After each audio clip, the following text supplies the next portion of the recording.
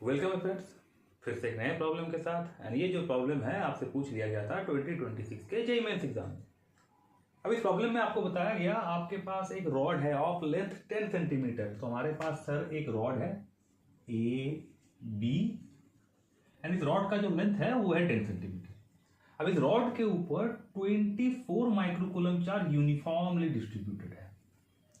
अब इस रॉड के एक एंड बी से 2 सेंटीमीटर डिस्टेंस पर एक पॉइंट है पी जहां पर 1 माइक्रोकूलम चार्ज रखा हुआ है। तो इस यूनिफॉर्मली चार्ज रॉड की वजह से आपको पी पॉइंट पर जो 1 माइक्रोकूलम चार्ज रखा हुआ है उसके ऊपर लगने वाले फोर्स को बताना है। हम सर एक्चुअल प्रॉब्लम यहां पर क्या है? मतलब एक्चुअल प्रॉब्लम यहां पर ये है कि ये जो 24 माइक्रोकूलम चार्ज है ये पॉइंट चार्ज है नहीं, ये यूनिफॉर्मली डिस्ट्रीब्यूटेड है। अगर ये पॉइंट चार्ज होता तो हम डायरेक्ट कूलम्स लॉ लिख देते, क्योंकि कूलम्स लॉ हमें पता है कि एंटायरली वैलिड है फॉर पॉइंट चार्जेस। अगर दो पॉइंट चार्जेस है तो उन दोनों के बीच लगने वाले फोर्स को हम कूलम्स लॉ के थ्रू रिप्रेजेंट कर सकते हैं। लेकिन यहाँ पर 1 माइक्रोकूलम तो चलो एक पॉइंट चार्ज है, लेकिन जो 24 माइक्रोकूलम है वो पॉइंट चार्ज है नहीं, वो एक एंटायर लेंथ के ऊपर यूनिफॉर्मली डिस्ट्रीब्यूटेड है। तो हम यहीं पर गए हैं फर्स्ट। तो इस प्रॉब्लम का सोल्यूशन करने के लिए हम क्या कर रहे होंगे? इस प्रॉब्लम का सोल्यूशन करने के लिए हम कह रहे होंगे ये जो रॉड है सर, रॉड को बहुत छोटे छोटे हिस्सों में बांट लेंगे, राइट। हम कहेंगे चलो सर रॉड को हमने सर छोटे छोटे हिस्सों में बांट लिया एंड ऐसे ही किसी एक हिस्से को हमने कंसिडर कर लिया यहाँ पर। अब ये जो ऑब्वियसली लेंथ है रॉड का जिसको हमने कह दिया dx, अब ये dx से काफी छोटा मतलब टेंड्स टू 0, मतलब ये dx लेंथ है, ये लेंथ है टेंड्स टू 0 मतलब काफी छोटा, मतलब इसको हम कंसिडर कर सकते हैं एज ए पॉइंट। तो मैं सर इस dx के ऊपर जितना भी अमाउंट ऑफ चार्ज होगा सो उसको एक पॉइंट चार्ज के तौर पर हम कंसिडर कर पा रहे होंगे। हम कह रहे होंगे सर तो ये elementary small amount of length है एंड इसमें मान लेते हैं बहुत ही elementary small amount of charge होगा dq। और फिर dq की वजह से p पॉइंट के ऊपर जो 1 माइक्रोकूलम चार्ज है उसके ऊपर फोर्स कैलकुलेट कर पा रहे होंगे या लिख पा रहे होंगे थ्रू कूलम्स लॉ, क्योंकि सर ये एक पॉइंट चार्ज है, क्योंकि ये जो चार्ज है बहुत ही छोटे से लेंथ के ऊपर डिस्ट्रीब्यूटेड है जिस लेंथ को हमने मान लिया टेंड्स टू 0, राइट। तो सर इस dq की वजह से इस p पॉइंट पर सर एक बहुत ही small amount of force df लग रहा होगा। तो कहेंगे तो सर इस df का एक्सप्रेशन हम लिख सकते हैं थ्रू कूलम्स लॉ। हम कहेंगे df कितना हो जा रहा होगा? बोले df हो जा रहा होगा 1/4 पाई एप्सिलॉन नॉट, किस चार्ज की वजह से? dq की वजह से फोर्स लग रहा होगा। किसके ऊपर लग रहा होगा सर? q नॉट के ऊपर लग रहा होगा। तो dq times q not divided by इन दोनों चार्जेस के बीच का डिस्टेंस, राइट। तो ये एक डायरेक्शन है। हम मान लेते हैं ये जो एलिमेंट है dx या ये जो चार्ज है dq ये हमारे p पॉइंट से है x डिस्टेंस पर, तो हम लिख देंगे x का स्क्वायर, राइट। हम कहेंगे सर क्या हमारे प्रॉब्लम का सोल्यूशन हो गया? हम नहीं सर, हमारे प्रॉब्लम का सोल्यूशन अभी तक नहीं हुआ है, क्योंकि हमें एंटायर लेंथ के लिए बताना है।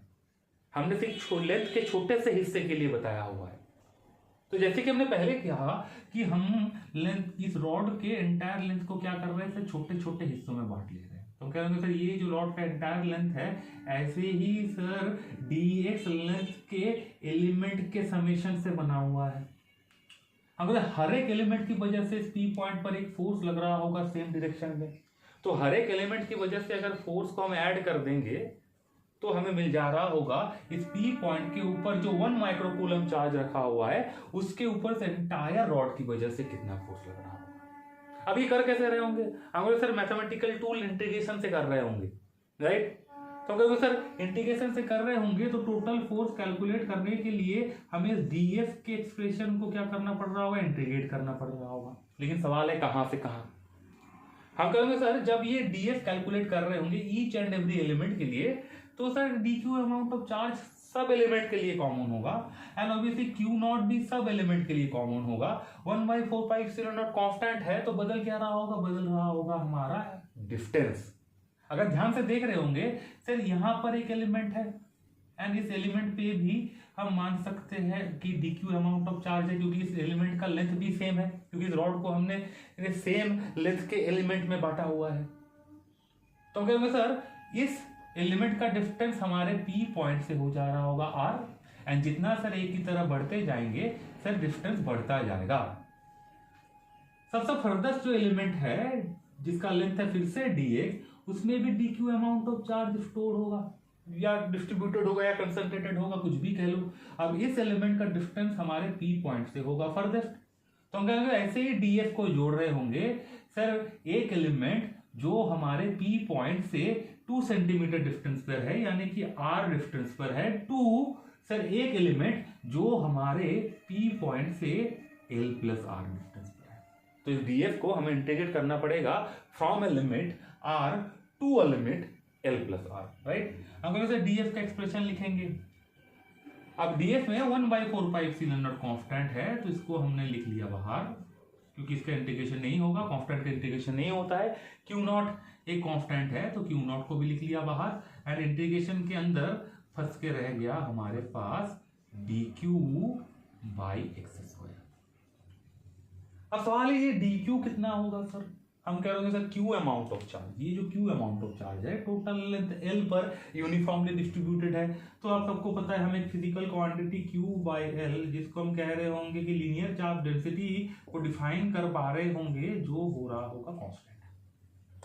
हम कह रहे होंगे सर तो dq कितना होगा, हम कह रहे होंगे सर dq होगा लैम्डा लीनियर चार्ज डिस्ट्रीब्यूशन की पर यूनिट लेंथ में कितना चार्ज है इसके साथ इनटू कर देंगे हम हमारे dx लेंथ को, तो ये हमें दे रहा होगा dq का अमाउंट। तो अभी से dq की जगह पर हम क्या लिखने वाले हैं सर लैम्डा dx लिखने वाले हैं, राइट। तो नेक्स्ट लाइन में हम लिख रहे होंगे कि फोर्स इक्वल टू हम कह रहे होंगे sir q not by 4 pi epsilon not, तो सर कांस्टेंट है बाहर रखो इसको आप, राइट। ये हो गया sir r to l plus r, dq की जगह पर हमने लिख दिया लैम्डा dx एंड नीचे है हमारे पास एक्स स्क्वायर। अगर सर लैम्डा भी कांस्टेंट है तो ऑब्वियसली लैम्डा को भी सर इंटीग्रेशन के बाहर निकाल देंगे। हम कहेंगे होगा q not 4 pi epsilon not, lambda को भी हमने बाहर निकाल दिया एंड इंटीग्रेशन के अंदर फंस के रह जा रहा होगा dx बाई एक्स स्क्वायर। हम तो dx बाई एक्स स्क्वायर का जो इंटीग्रेशन है हम सबको पता है वो था -1/x, तो हम कह रहे होंगे जो फोर्स लग रहा होगा वो हो जा रहा होगा q not times lambda divided by, हम कह रहे होंगे सर ऑब्वियसली नीचे है हमारे पास 4 pi epsilon not, sir x square का इंटीग्रेशन हो गया 1/x lower limit upper limit. अब माइनस है तो इसको ऑल्टर करके लिख रहे होंगे कि lower limit minus upper limit. In general हम क्या करते हैं कि upper limit minus lower limit, लेकिन यहाँ पर माइनस है तो हम लिख रहे होंगे lower limit minus upper limit. तो लिख रहे होंगे इसको हम क्या करते हैं Q not times lambda divided by 4 pi epsilon not, हम कहेंगे लोअर लिमिट हो गया 1/r minus upper limit l plus r, right. अब ये इसको एलसीएम कर रहे होंगे, इसको एलसीएम कर रहे होंगे तो r into L plus R हो रहा होगा हमारा एलसीएम। तो इधर लिखते हैं हम कह रहे होंगे सर ये है फोर्स, हम ये हो गया सर क्यू नॉट, ये हो गया लैम्डा, ये हो गया 4 pi epsilon not, sir LCM डाल दिया हमने, ये है r into R plus L या एल प्लस आर, कुछ भी लिखो कोई टेंशन है नहीं। अब इधर बच रहा होगा ऊपर L plus R minus R, तो क्या आर आर कैंसल हो जा रहा होगा। हम कहेंगे तो सर हमें क्या मिल रहा होगा sir q not times lambda times L divided by 4 pi epsilon not and नीचे है हमारे पास R into L plus R. अब सारे वैल्यूज हम पुट कर दे रहे होंगे, right, and obviously values put कर रहे होंगे तो हमें मिल रहा होगा क्यू नॉट, तो 1/4 पाई एप्सिलॉन नॉट पहले लिख लेते हैं, ये हो गया 9 इंटू 10⁹। हम कह रहे होंगे sir q not, sir q not हो गया हमारा 1 माइक्रोकूलम, तो 1 इंटू 10⁻⁻6। हम लैम्डा एल की जगह पर हम सर क्यू लिख सकते हैं, राइट, क्योंकि क्यू बाई एल हमारा लैम्डा है, तो सर लैम्डा इंटू एल हमारा क्यू हो जा रहा होगा, क्यू है 24 माइक्रोकूलम, तो हो गया 24 इंटू 10⁻⁻6, राइट, डिवाइडेड बाई हम बोले आर है 2 सेंटीमीटर, 2 सेंटीमीटर मतलब इसको मीटर में कन्वर्ट करना पड़ रहा होगा, तो 2 into 10⁻⁻2 into R plus L, तो आर प्लस एल तो 12 सेंटीमीटर, तो 12 सेंटीमीटर को भी मीटर में कन्वर्ट कर रहे होंगे, तो 12 इंटू 10 टू द पावर -2, तो हम कह रहे होंगे sir 10 to the power -2, 10 to the power -2, 10 to the power -4 बच रहा होगा यहाँ पर 10 to the power -2, 10 to the power -2 and 10 to the power -6, 10 to the power 8, तो हम कहेंगे 10 टू -8 एंड यहाँ पर हमारे पास है 10 टू द पावर 9, तो सर इनको कैंसिल कर देंगे तो हमारे पास बच रहा होगा 10।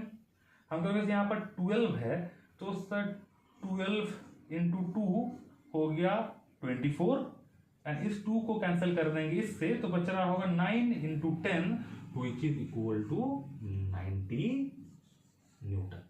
तो ऑब्वियसली इस यूनिफॉर्म चार्ज डिस्ट्रीब्यूशन की वजह से और इस यूनिफॉर्मली चार्ज रॉड की वजह से जिसका लेंथ 10 सेंटीमीटर है, हमारे पी पॉइंट पर रखे 1 माइक्रोकूलम चार्ज के ऊपर कितना फोर्स लग रहा होगा 90 न्यूटन।